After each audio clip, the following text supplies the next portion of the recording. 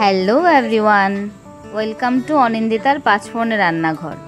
আবারও চলে এলাম তোমাদের কাছে পাঁচফোড়নের রান্নাবান্না নিয়ে। আজকের আমার অর্ডারের ভিডিওটি ছিল পরশু দিনের, অর্থাৎ শুক্রবারের।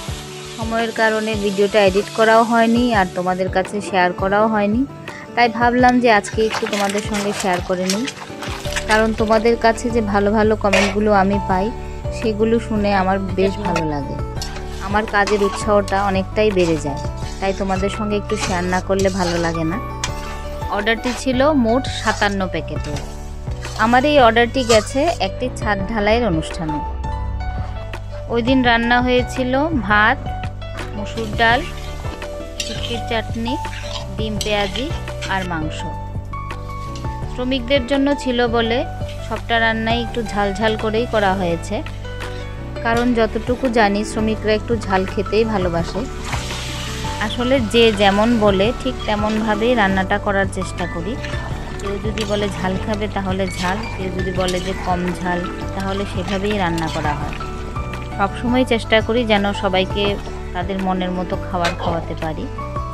জানি না কতটুকু পেরেছি, তবুও চেষ্টা করে যাচ্ছি। রান্নাগুলো সবই হয়ে গেল, এবার হচ্ছে প্যাকিংয়ের পালা। প্যাকিংয়ের বক্সগুলো আগের দিন সব রেডি করেই রাখা হয়েছে।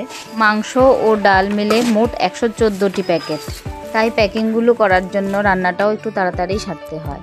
আর ওই দিন এত গরম পড়েছিল যে পাখার নিচে বসে কাজ করা ছাড়া আর উপায় ছিল না।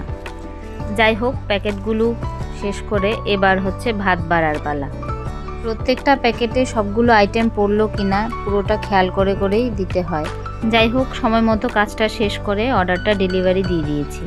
শ্রমিকরা নাকি খুব চেটেপুটেই খেয়েছে, সেটা শুনে মনটা বেশ ভালোই লাগলো। আমার পরিশ্রমটা সার্থক হলো যে ওরা খুব ভালোভাবে খেলো। আমার উদ্দেশ্য একটাই, সবাইকে একটু সুস্বাদু খাবার খাওয়ানো। তো আজকের ভিডিওটা এখানেই শেষ করলাম। সবাই ভালো থেকো, সুস্থ থেকো। আর আজকের পাঁচফোড়নের আয়োজন কেমন লাগলো আমাকে নিশ্চয়ই জানিও। সবাইকে টাটা।